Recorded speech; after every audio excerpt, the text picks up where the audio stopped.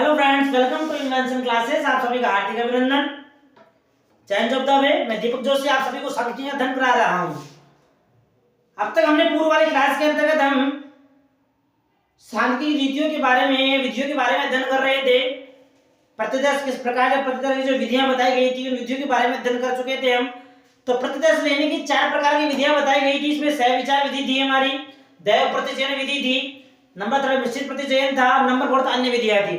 अन्य विधियों के अंदर 6 प्रकार की विधियां बताई गई थी। 6 विधियों के बारे में हम विस्तार से अध्ययन कर चुके थे। तो आज का हमारा जो बिंदु रहेगा इन विधियों से संबंधित ही रहेगा। क्या रहेगा आज का बिंदु रहेगा बच्चों हमारा प्रतिदर्श का आकार। यानी हमने प्रतिदर्श का चयन कर लिया विधियों के माध्यम से कि हमें प्रतिदर्श किस प्रकार का लेना चाहिए, कैसे लेना चाहिए। अब हमें यह निर्धारित करना पड़ेगा कि हम जो प्रतिदर्श ले रहे हैं या जिस विधि के माध्यम से प्रतिदर्श का हम चयन कर रहे हैं वह विधि या उस विधि में प्रतिदर्शों का आकार कैसा होगा, छोटा, बड़ा, लघु, उससे संबंधित। तो आज सभी विद्यार्थी हेडिंग डाल लीजिए। अध्याय हमारा वही पंचम चल रहा है प्रतिदर्श के बारे में। आज का बिंदु रहेगा प्रतिदर्श का आकार।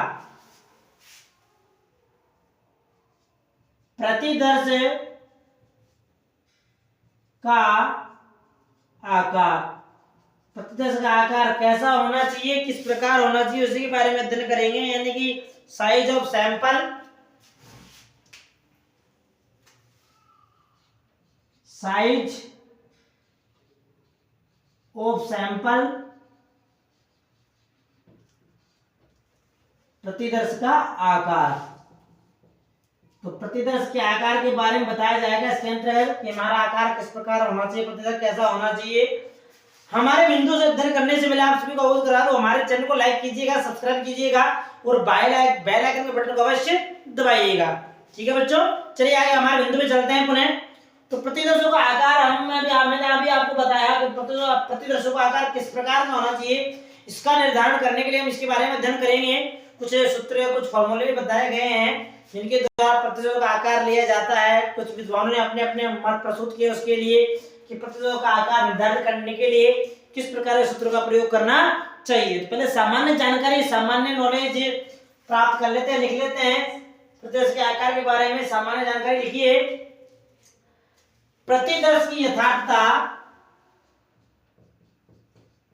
प्रतिदर्श की यथार्थता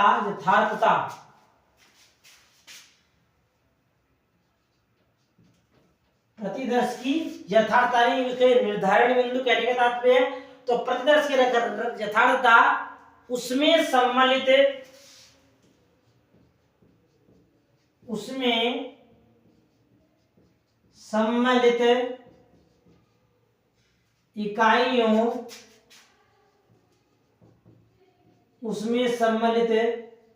इकाइयों पर निर्भर करती है, इकाइयों पर निर्भर करती है। इकाई कैसे करेगी कि जो हम प्रतिदर्शों का हम जो चयन कर रहे हैं वह चयन इकाइयों पर डिपेंड करता है। इकाइयों में से हम प्रतिदर्श निकालेंगे तो उन जो प्रतिदर्श में का जो यथार्थता यानी सत्यता प्रमाण प्रस्तुत होगा वह सम्मिलित होगा, वह किस पर डिपेंड करेगा बच्चों, इकाई ने आपने इकाइयां कौन सी ली है। तो साधारणतः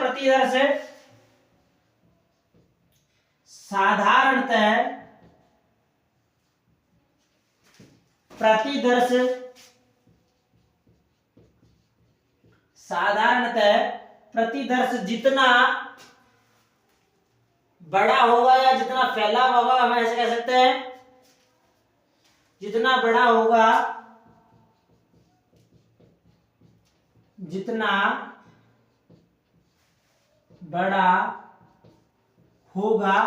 वह उतना ही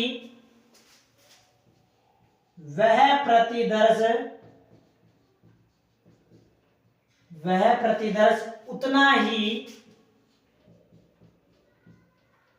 उतना ही अधिक विश्वसनीय यानी विश्वास योग्य, उतना ही अधिक विश्वसनीय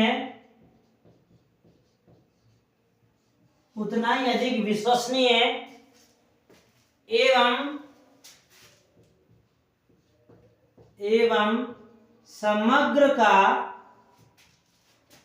समग्र से तात्पर्य है संपूर्ण इकाई,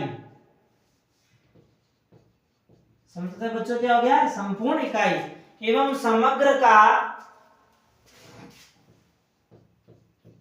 प्रतिनिधि मूल्य या प्रतिनिधि होगा, यानी उस सभी इकाइयों का उतना ही प्रतिनिधि करने वाला मूल्य होगा। जितना बड़ा मूल्य या जितने बड़े प्रतिदर्श हम ले रहे हैं वे प्रतिदर्श उतने ही अधिक विश्वास योग्य होंगे, या उतने ही अधिक ऐसे कह सकते हैं हम सभी इकाइयों का निर्धारण करते हुए होंगे जो सभी इकाइयों को केंद्रित कर सके। उसी के बारे में बताया गया है कि संपूर्ण इकाइयों का प्रतिनिधित्व करते हुए होंगे। देखिए आगे, तथा प्रतिदर्श का आकार, तथा प्रतिदर्श का आकार जितना छोटा होगा, यानी प्रतिदर्श का आकार यदि आपने छोटा लिया है तो उससे क्या होगा उसके बारे में बताया जाएगा। आकार छोटा होगा तो वह पूर्ण रूप से कह सकते हैं, संपूर्ण रूप में कह सकते हैं, पूर्ण रूप से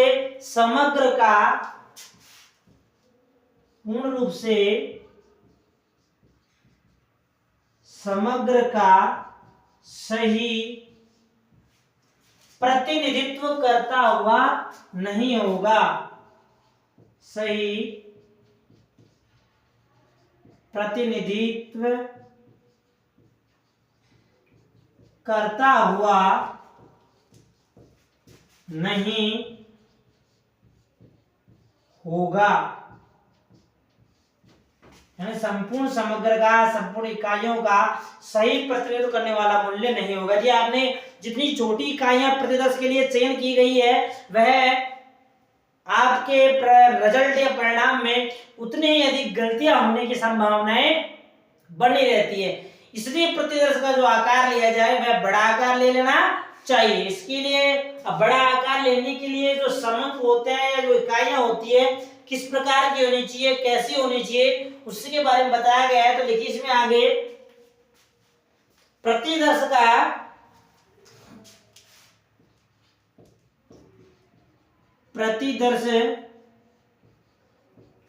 का यथोचित, यानी इच्छा के अनुसार, अनुसंधान की इच्छा के अनुसार, तो प्रतिदर्श का यथोचित जो आकार होगा, कहने का मतलब जो आकार, यथोचित आकार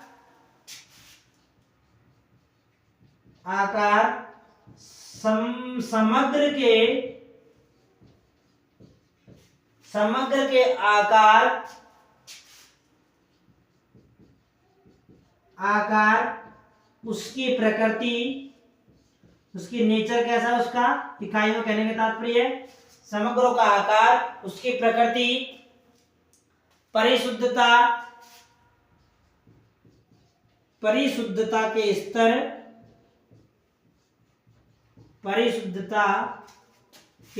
उसका स्तर किस प्रकार से, जटिल स्तर है, नॉर्मल स्तर है, सामान्य स्तर, उसके बारे में, इकाइयों की प्रकृति, इकाइयों की प्रकृति किस प्रकार से है, चयन की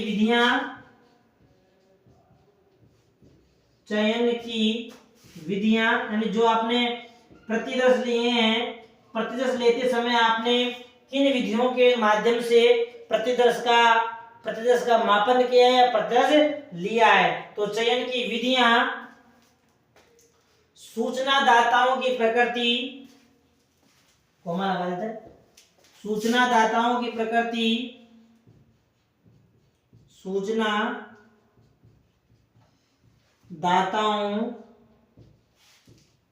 की प्रकृति, किस प्रकार की प्रकृति है उनकी, कहने का तात्पर्य प्रकृति इस प्रकार से पाई गई है एवं स्थिति,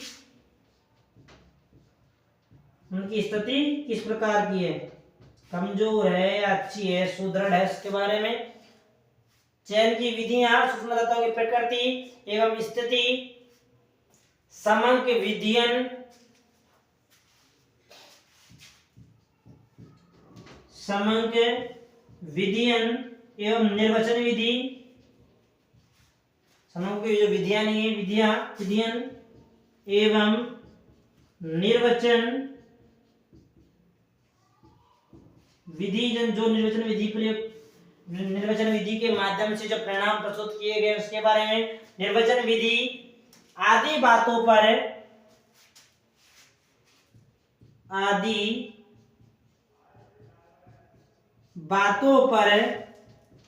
निर्भर करती है, निर्भर करती है।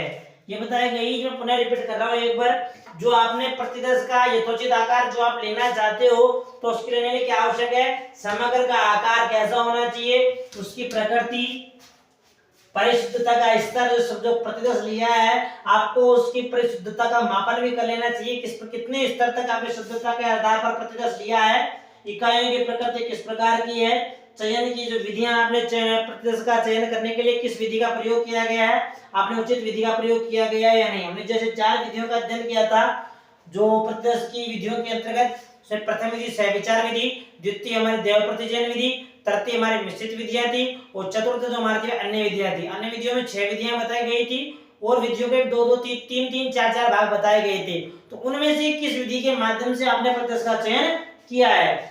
ठीक है बच्चों, चयन की विधियां, सूचना दाताओं की प्रकृति, जो हमारे प्रगणक के माध्यम से सूचना एकत्र कर रहे हैं उनकी प्रकृति किस प्रकार की है, वे आप प्रकृति से तात्पर्य वे आपको सत्य आंकड़े बता रहे हैं, नहीं आंकड़े गलत थोड़े प्रस्तुत कर रहे हैं आपके सामने, उस प्रकार की प्रकृति।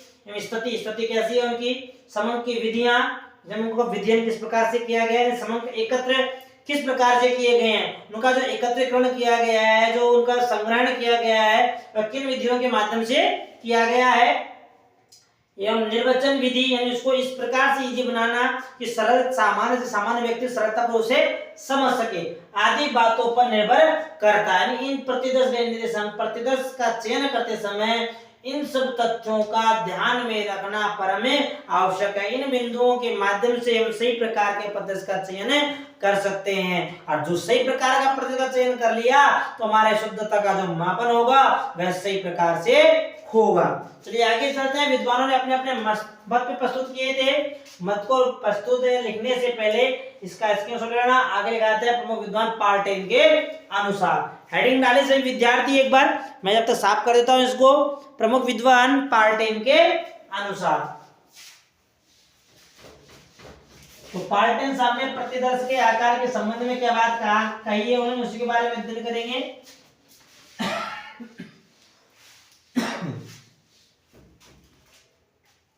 लीजिए पार्ट 10 के अनुसार, पार्ट 10 ने क्या मत रखा है, लिया स्क्रीनशॉट। चलिए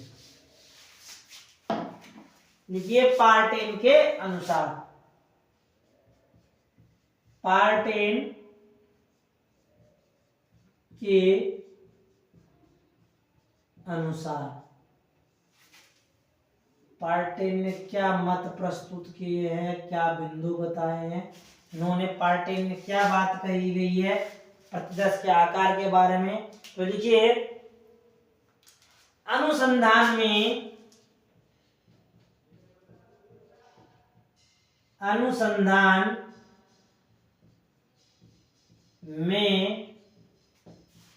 अनुकूलतम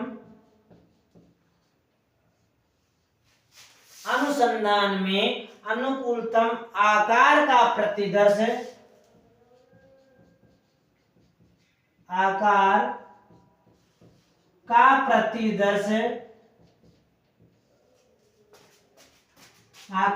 प्रतिदर्श, वह है, जो आपने आकार लिया गया है वह है जो कार्य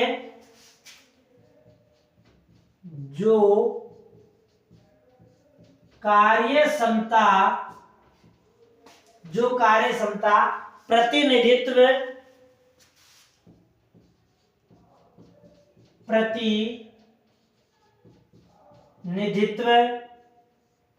विश्वसनीयता का स्तर है, विश्वसनीयता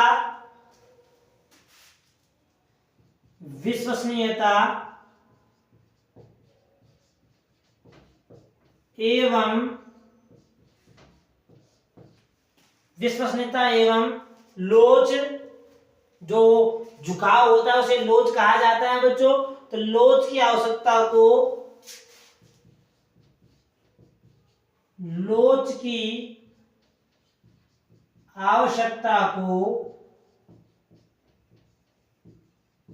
लोच की आवश्यकता को पूरा करता हो, लोच की आवश्यकता को या इन बिंदुओं को पूरा करता हुआ होगा तो सही प्रकार का प्रतिदर्श का आकार माना जाएगा। समझ आएगा सभी विद्यार्थियों को? यानी अनुसंधान, मैं रिपीट कर रहा हूं एक बार, अनुसंधान में अनुकूलतम जो आकार लेना है, अनुकूलतम आकार प्रतिदर्श का वह है, यानी अनुकूलतम आकार व्यवस्था को उसे माना जाएगा जो कार्य क्षमता प्रतिनिधित्व, यानी कहने का तात्पर्य संपूर्ण इकाइयों का जो प्रतिनिधित्व करता हुआ मूल्य होगा हमारा प्रतिदर्श, उसके बारे में कहा गया है। यानी कार्य प्रतिदर्श कार्य क्षमता किस प्रकार की है, कार्य क्षमता प्रतिनिधित्व विश्वसनीयता एवं लोच की आवश्यकता को संपूर्ण करता हो या उसको पूरा करता हो। ठीक है, आगे चलते हैं। प्रोफेसर पार्टेन के अनुसार, पार्टेन ने एक बात और कही है कि अनंत समग्र में, प्रोफेसर पार्टेन ने, इसमें लिख लेना, प्रोफेसर पार्टेन ने क्या कहा है, प्रोफेसर पार्टेन ने अनंत समग्र में, अनंत समग्र से तात्पर्य, जैसे मैंने आपको पत्थर की विधियों के बारे में बताया था, परिमित अपरिमित समग्र के बारे में पूर्व में बताया था। तो परिमित समग्र क्या होता है, अपरिमित क्या होता है, उन्हीं के बारे में अनंत समग्र। जैसे कि आकाश में तारों की संख्या वो अनंत इकाइयों की समग्र संख्या हो गई, समुद्र के अंदर मछलियों की संख्या ये अनंत का मापन हो गया। यहाँ पर आपके पास अनंत संख्याएं, अनंत समूह है, तो उसी के बारे में कहा प्रोफेसर पार्टेन ने अनंत समग्र में प्रतिदर्श का आकार, जो प्रतिदर्श का आकार हम ले रहे हैं, ठीक है बच्चों, प्रतिदर्श का आकार निर्धारित करने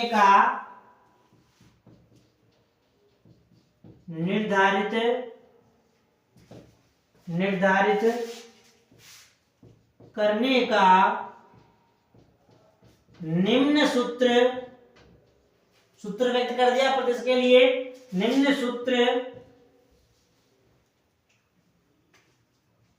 निम्न सूत्र बताया है या व्यक्त किया है, निम्न सूत्र व्यक्त किया है। अब कौन सा सूत्र उसके बारे में अध्ययन करते हैं, लिखिए नंबर 1 डाल के, अनंत समग्र में प्रतिदर्श का आकार कैसा होना चाहिए और शून्य से समग्र में आकार कैसा होना चाहिए।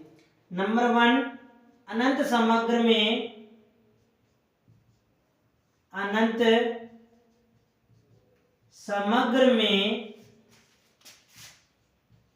प्रतिदर्श, अनंत समग्र में प्रतिदर्श का आकार,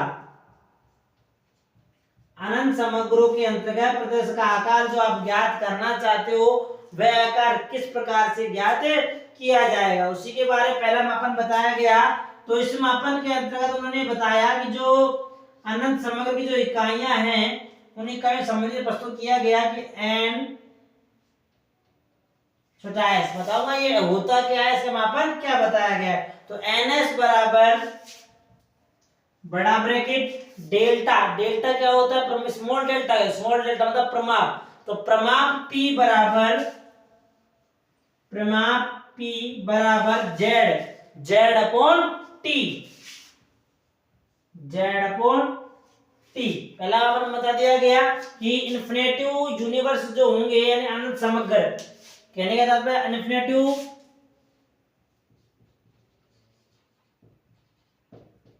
इन्फिनेटिव यूनिवर्स यानी अनंत समग्र प्रतिदर्श का आकार हमें ज्ञात करना है, प्रतिदर्श ज्ञात करना है। तो सूत्र क्या होगा, ns बराबर बड़ा ब्रैकेट प्रमाप विचलन यानी स्मॉल डेल्टा p बराबर z अपॉन t, बड़ा ब्रैकेट बंद। अनंत समग्र की इकाइयों का अध्ययन करने के लिए, प्रतिदर्श का मापन करने के लिए इस सूत्र की सहायता से प्रतिदर्श ज्ञात कर सकते हो। यह अनंत समग्र अब सुनिश्चित इकाइयां यदि आपके पास होगी, सुनिश्चित समग्र होंगे, तो सुनिश्चित समग्रों के लिए किस प्रकार के सूत्र का प्रयोग करना पड़ेगा, देखिए सेकंड नंबर डाल के कि सुनिश्चित समग्रों में प्रतिदर्श का आकार। नंबर 2, सुनिश्चित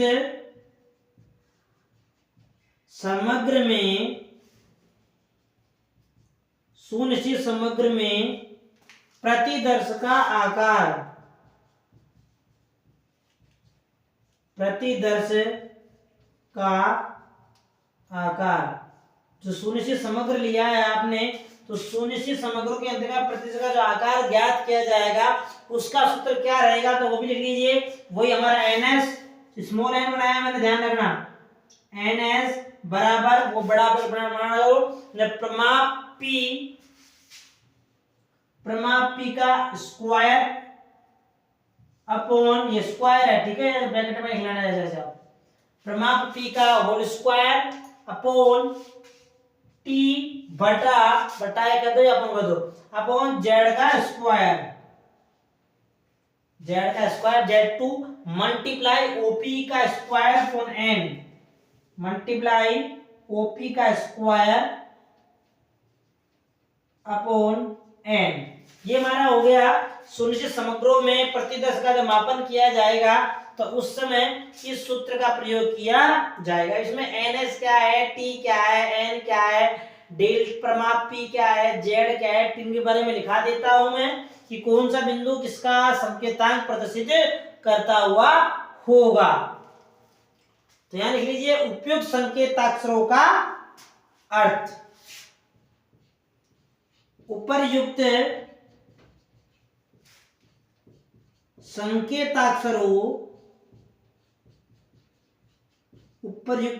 संकेताक्षरों का अर्थ। जो आपने उपयुक्त सूत्र के अंतर्गत जो संकेताक्षर लिए हैं उन सभी का अर्थ जान लेते हैं कौन क्या होता है। लिखिए ns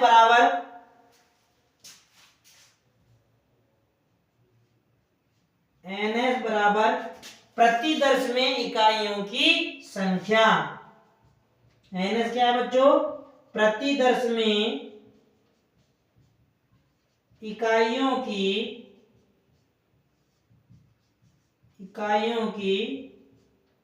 संख्या। ये हमारा ns हो गया ठीक है। डेल्टा p क्या है, मैं डेल्टा p लिखा, यहाँ पर भी लिखा और यहाँ पर लिखा, ये तो हमारा स्क्वायर वाला हो गया, ये डेल्टा p हो गया पुनः ठीक है। तो लिखिए डेल्टा p बराबर, सॉरी डेल्टा p क्या, प्रमाप p, स्मॉल डेल्टा है वैसे ठीक है, प्रमाप p बराबर समग्र की इकाइयों का प्रमाप विचलन। यानी लिख लो समग्र का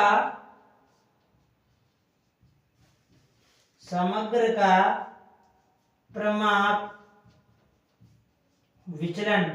समग्र इकाइयां बताई गई है, समग्र इकाइयों का प्रमाप विचलन हो गया डेल्टा p। प्रमाप p हमारे स्मॉल डेल्टा p कहने का तात्पर्य है। देखिए n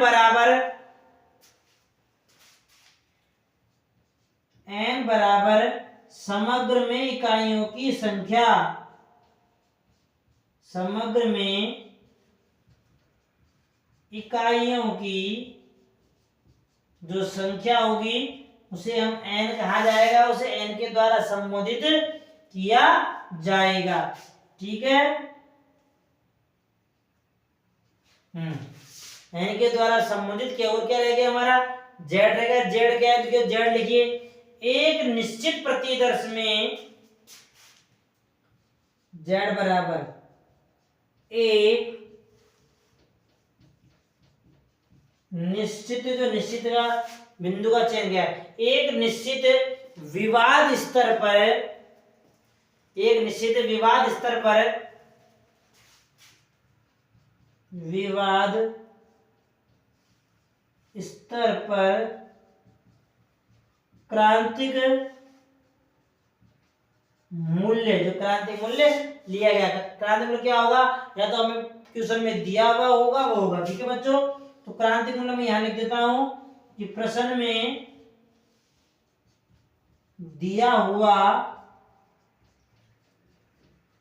होगा, जो क्रांतिक मूल्य होगा वह प्रश्न में दिया हुआ होगा, क्या है क्या नहीं है। दिखाई दे रहा है सभी को? अब हो गया दिखाई? ठीक है, चलिए प्रश्न में जो मूल्य दिया गया है वह हमारा जेड वाला मूल्य होगा। आगे लिखते हैं टी, टी क्या है, यहां लिखता हूं मैं टी क्या है। देखिए टी बराबर, टी हमारा क्या दिखाया गया है, देखिए टी बराबर समग्र के मध्य, समग्र के मध्य व प्रतिदर्श के मध्य का अंतर एवं प्रतिदर्श के मध्य का जो अंतर होगा वह हमारा टी कहलाएगा। ठीक है बच्चों, जेड हो गया, टी हो गया हमारा। पुनः रिपीट कर रहा हूं, अनंत समय इकाइयों के लिए एनएस बराबर बड़ा ब्रैकेट स्मॉल डेल्टा यानी प्रमाप वेक्टर पी बराबर जेड अपॉन टी। टी का अर्थ बता दिया, टी क्या होता है, जेड बता दिया जेड क्या होता है। ठीक है बच्चों, आगे चलते हैं। सुनिश्चित समग्र में प्रत्यक्ष का आकार ज्ञात करना हो तो एनएस बराबर स्मॉल डेल्टा पी का square upon T upon Z का स्क्वायर मल्टीप्लाई ओपी का स्क्वायर अपॉन एन। ओपी क्या होता है, मैं ओपी का ओपी करके बता दिया मैंने, प्रमापी होगा ये, ओपी ओपी नहीं बच्चों, प्रमापी कर लेना इसको। ठीक है, स्मॉल डेल्टा पी है ये, प्रमापी है। ठीक है, प्रमापी का समग्र प्रमापन हो गया। ठीक है, जैसे यहाँ ये तो स्क्वायर, ये स्क्वायर स्क्वायर यहाँ जाएगा, या एन इकाई, एन इकाई है हमारा, एन हमारे समग्र में इकाइयों की संख्या हो गई। जेड स्क्वायर क्या, जेड क्या है, एक निश्चित विवाद स्तर पर क्रांतिक मूल्य जो प्रश्न में हमें दिया हुआ होगा। प्रश्न में जैसे किताब में उदाहरण छोटा सा बता भी रखा है क्रांतिक मूल्य के बारे में। और टी हमारा क्या हो गया, टी हमारा समग्र के मध्य या प्रत्यक्ष के मध्य का अंतर माना जाएगा। इन दोनों सूत्रों के माध्यम से अनंत समग्र प्रत्यक्ष का आकार और सुनिश्चित समग्र प्रत्यक्षों का आकार ज्ञात किया जाएगा। समझ में आ गया सभी को? दिखाई दे रहा है? इसका स्क्रीनशॉट लेना एक बार। आगे अध्ययन करते हैं, और भी कुछ बात बताई गई है, विद्वान ने अपने मत प्रस्तुत किए हैं प्रतिदर्श के आकार के बारे में। ठीक है बच्चों, लिख लिया? चलिए आगे चलते हैं। पार्ट 10 के अनुसार है सब कुछ, जो पार्ट 10 ने अपने मत प्रस्तुत किए। आगे एक विद्वान और रहे हैं जिन्होंने भी अपने मत प्रस्तुत किए, उसका नाम, उनका नाम आपने काफी बार सुना भी होगा, क्राफ्टन और काउडेन नाम है, मैं बता दूं आप सभी को, यहां लिख देता हूं। ठीक है, नहीं भी लिखा होगा तो आप पुनः लिख लेना इसका। क्राफ्टन या काउडेन के अनुसार, क्राफ्टन व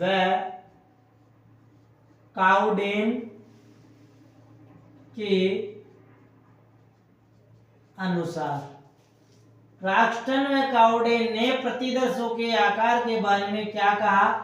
छोटी सी 2-3 बात लाइनों में उन्होंने अपनी बात कही, तो उन्होंने क्या उसको जान लेते क्या कहा। तो लिखिए इसमें, वास्तव में एक प्रतिदर्श में, वास्तव में एक प्रतिदर्श में, वास्तव में एक प्रतिदर्श में केवल आकार से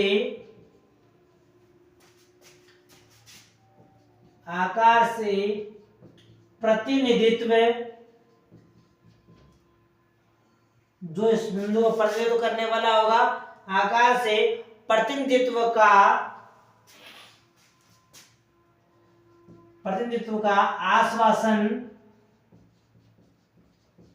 आश्वासन नहीं हो पाता, आश्वासन नहीं हो पाता है, आश्वासन नहीं हो पाता है एक बड़े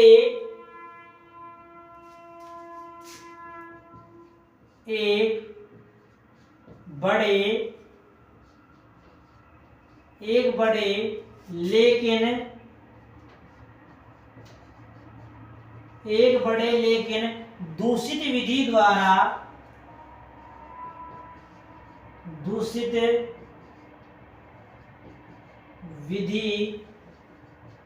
द्वारा जो हमारी विधि गलत थी, उस विधि के द्वारा चुने गए प्रतिदर्श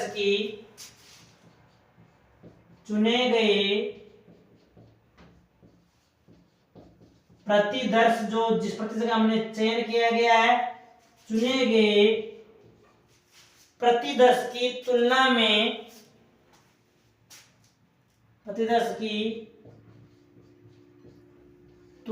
में एक छोटे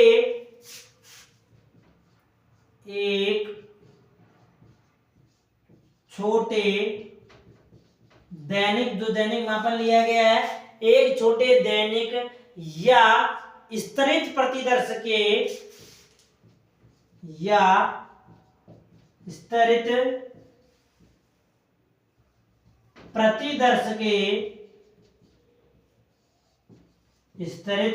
जो प्रतिदर्श लिया है, इसका मापन किया हमने, स्तरित प्रतिदर्श के यहां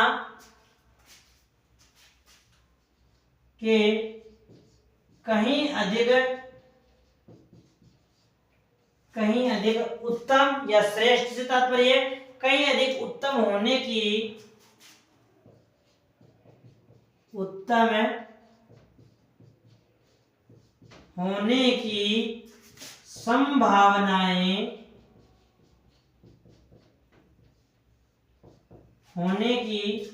संभावनाएं हैं। ये प्रोफेसर क्राफ्टन और काउडेन ने कहा कि जो आपने वास्तव में प्रतिदर्श में केवल आकार से प्रतिनिधित्व का आश्वासन नहीं हो पाता है, नहीं ठीक उन्हें अनुमान नहीं कह सकते हैं। नहीं, यदि आपने बड़ा पैमाना लिया है, बड़ा प्रतिदर्श लिया है और दूसरी विधि के माध्यम से लिया गया है, तो चुने गए जो प्रतिदर्श होंगे उनकी तुलना में छोटे दैनिक या स्तरित प्रतिदर्श से कहीं अधिक उत्तम होने की संभावना होगी। यानी दूसरी विधि के माध्यम से या बड़ा प्रतिदर्श आपने लिया है तो वहां गलती होने की, यह क्राफ्टन काउडेन ने कहा कि बड़े प्रतिदर्श या दूसरी विधि के माध्यम से यदि आपने प्रतिदर्श का चयन किया है तो वहां गलती होने की संभावना रहेगी। यदि उस विधि की तुलना में तो छोटा प्रतिदर्श जो आपने लिया है वह उत्तम व श्रेष्ठ माना जाएगा, किसकी तुलना में, बड़े प्रतिदर्श या गलत विधि के द्वारा प्रतिदर्श के चयन की तुलना के माध्यम से। ये हो गया हमारा प्रतिदर्श का आकार। इस प्रकार से हमें निम्न बिंदुओं के माध्यम से प्रतिदर्शों का आकारों का चयन करना चाहिए। आकार इस प्रकार से होता है, इकाइयों पर डिपेंड करता है। आज का बिंदु समाप्त हो चुका है बच्चों, शेष पढ़ेंगे आगे आने वाली क्लास के अंतर्गत। ठीक है, इसका स्क्रीनशॉट ले लेना, चैनल को लाइक कर देना, सब्सक्राइब कर देना। आगे मिलेंगे, कल मिलेंगे हम आगे आने वाले बिंदु के बारे में। ठीक है, आज के